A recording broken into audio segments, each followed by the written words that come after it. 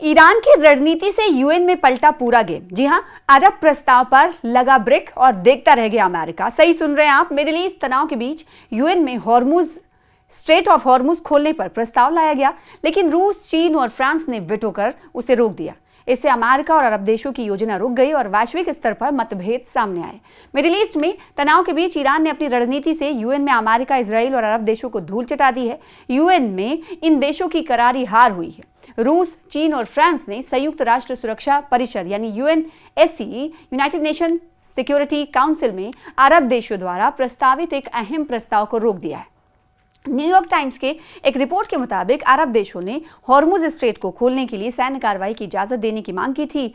इस प्रस्ताव पर वोटिंग हुई, लेकिन अमेरिका का करीबी ने पीठ में खंजर घोंप दिया और इस प्रस्ताव के खिलाफ वेटो कर दिया। इस प्रस्ताव पर वोटिंग हुई, लेकिन अमेरिका के एक करीबी सहयोगी ने उसे पीठ में छुरा घोंपा और प्रस्ताव के खिलाफ अपनी वेटो शक्ति का इस्तेमाल किया। अपनी वेटो शक्तियों का उपयोग करके रूस, चीन और फ्रांस ने बहरीन और अन्य खाड़ी देशों द्वारा पेश किए गए इस प्रस्ताव को प्रभावी रूप से ठंडे बस्ते में डाल दिया। अधिकारियों के मुताबिक सुरक्षा परिषद के कई स्थायी सदस्यों ने इस प्रस्ताव का विरोध किया, जिसे बहरीन ने अपनी गल्फ कंट्रीज में पड़ोसियों के सहयोग से तैयार किया था। बहरीन द्वारा तैयार किए गए इस प्रस्ताव में सदस्य देशों और बहुराष्ट्रीय नौसैनिक बलों को अंतर्राष्ट्रीय समुद्री यातायात में बाधा को रोकने के लिए सभी आवश्यक साधनों का उपयोग करने का अधिकार देने की मांग की गई थी। लेकिन सुरक्षा परिषद के 3 स्थायी सदस्यों रूस, चीन और फ्रांस ने यह स्पष्ट कर दिया कि वो ऐसे किसी भी भाषा का समर्थन नहीं करते जो सैन्य बल के उपयोग को अधिकृत करती हो। और फ्रांस के राष्ट्रपति ने न सिर्फ वेटो में हिस्सा लिया, बल्कि चेतावनी भी दी। चेतावनी क्या दी, वो आपको बताते हैं। संयुक्त राष्ट्र सुरक्षा परिषद में स्ट्रेट ऑफ हॉर्मुज से जुड़े प्रस्ताव पर शुक्रवार को मतदान होने की उम्मीद रही, लेकिन अब ये भी साफ नहीं है कि रूस, चीन और फ्रांस जैसे वेटो शक्ति वाले देश इसके पक्ष में आएंगे या नहीं। राजनयिकों के मुताबिक परिषद के अस्थायी सदस्यों के बीच भी इस प्रस्ताव को लेकर मतभेद बने हुए हैं। फ्रांस के राष्ट्रपति इमानुएल मैक्रों ने सैन्य कार्रवाई को अवास्तविक बताते हुए चेतावनी दी है कि इससे ईरान के रेवोल्यूशनरी गार्ड्स और उनकी बैलिस्टिक मिसाइलों का खतरा और बढ़ सकता है।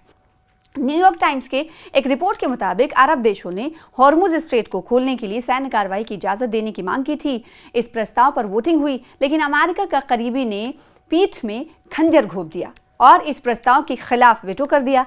इस प्रस्ताव पर वोटिंग हुई, लेकिन अमेरिका के एक करीबी सहयोगी ने उसे पीठ में छुरा घोंपा और प्रस्ताव के खिलाफ अपनी वेटो शक्ति का इस्तेमाल किया।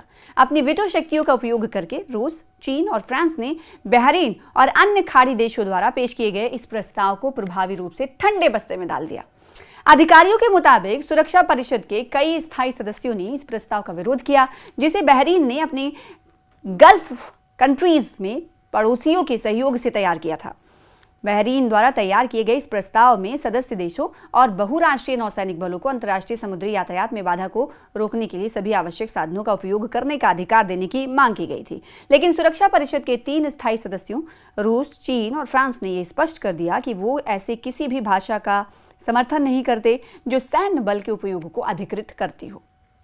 और फ्रांस के राष्ट्रपति ने न सिर्फ वेटो में हिस्सा लिया, बल्कि चेतावनी भी दी। चेतावनी क्या दी, वो आपको बताते हैं। संयुक्त राष्ट्र सुरक्षा परिषद में स्ट्रेट ऑफ हॉर्मुज से जुड़े प्रस्ताव पर शुक्रवार को मतदान होने की उम्मीद रही, लेकिन अब ये भी साफ नहीं है कि रूस, चीन और फ्रांस जैसे वेटो शक्ति वाले देश इसके पक्ष में आएंगे या नहीं। राजनयिकों के मुताबिक परिषद के अस्थायी सदस्यों के बीच भी इस प्रस्ताव को लेकर मतभेद बने हुए हैं। फ्रांस के राष्ट्रपति इमानुएल मैक्रों ने सैन्य कार्रवाई को अवास्तविक बताते हुए चेतावनी दी है कि इससे ईरान के रेवोल्यूशनरी गार्ड्स और उनकी बैलिस्टिक मिसाइलों का खतरा और बढ़ सकता है। प्रस्ताव में कहा गया है कि सदस्य देश सभी आवश्यक साधनों का इस्तेमाल कर समुद्री मार्गों को सुरक्षित कर सकते हैं, ताकि हॉर्मुज से गुजरने वाले अंतर्राष्ट्रीय जहाजों को बाधित न किया जा सके। पूरा मामला क्या है, ये आपको समझाते हैं। 28 फरवरी 2026 को अमेरिका और इजराइल ने ईरान की राजधानी तेहरान पर हमला कर दिया। इस हमले में ईरान के supreme leader ayatollah Ali Khamenei शहीद हो गए। उनकी शहादत के बाद ईरान ने इस अहम जलमार्ग को, इससे स्ट्रेट ऑफ हॉर्मुज को बंद कर दिया। ये रास्ता दुनिया के तकरीबन 20% तेल और गैस आपूर्ति के लिए बेहद अहम है।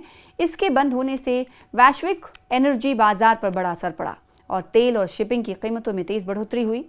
इस नाकेबंदी के चलते कतर जैसे देशों को भारी आर्थिक नुकसान का सामना हुआ। तो वहीं ईरान द्वारा खाड़ी देशों में अमेरिकी ठिकानों पर किए गए हमलों में कई लोगों की जान भी गई।